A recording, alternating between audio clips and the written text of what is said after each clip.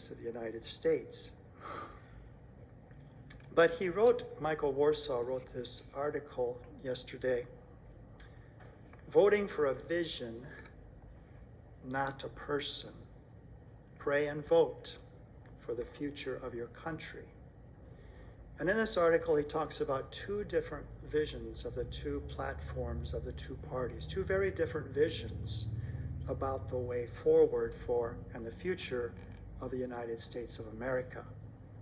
It's well worth reading. That one vision sees that faith is not something to be defended against,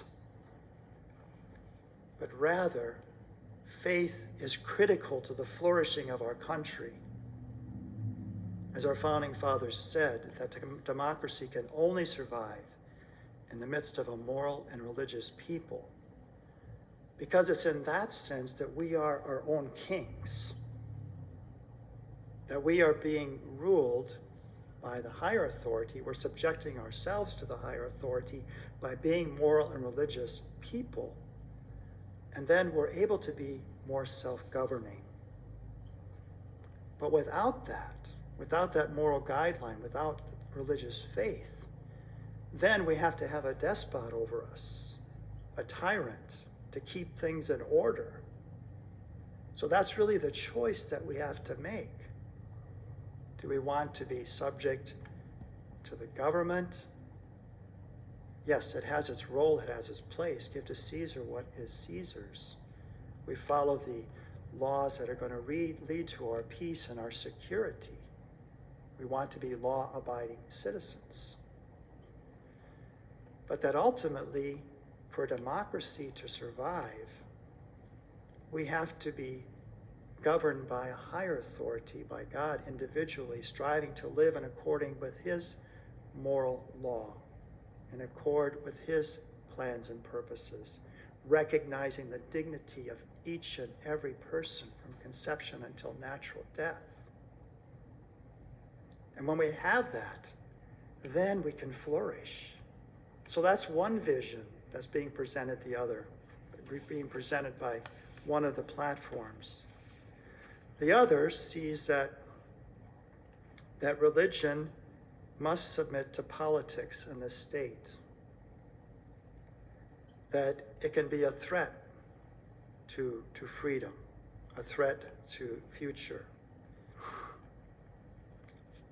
And that's basically it, that it has to submit to a higher authority. So let's look especially at these platforms, but just to think in your own mind, looking at the vision for the future of the United States of America, not so much as a person, and looking at our own Catholic moral principles to guide us in making our votes and our decisions. First of all, which of the platforms do you think will uphold that vision of the dignity of the human person from conception to natural death the best? I think that's pretty obvious. Vote for a vision, not for a person. What is the vision? What is the vision about the dignity of the human person? What is the vision about our dignity coming from God? Is this ultrasound, is that something or someone? Is that a person with dignity? And in every stage of life, and the elderly, and so on, which platform is most going to uphold that Catholic principle of the dignity of each and every human person from conception until natural death? EWTN has a wonderful voter's guide that you can go to ewtn.com/vote. And they have a section on moral principles and non-negotiable goods. In other words, those in which we can't compromise. We can't compromise on these particular things. One has to do with the dignity of human life, as I've just spoken of.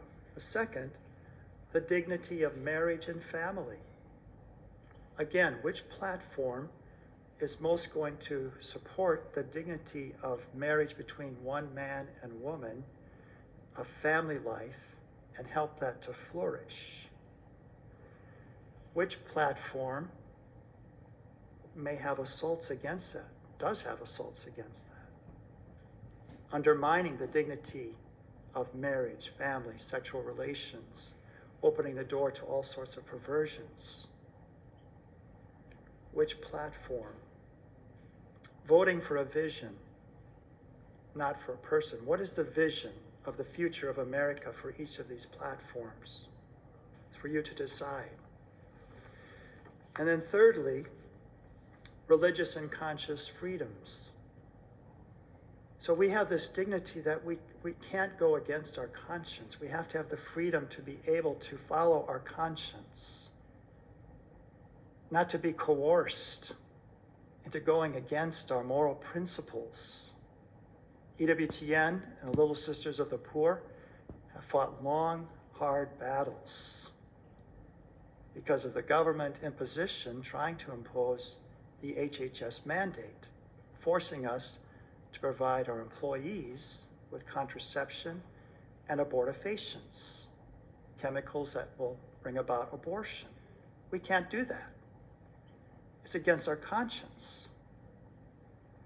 Which platform is going to support that religious freedom and conscience rights?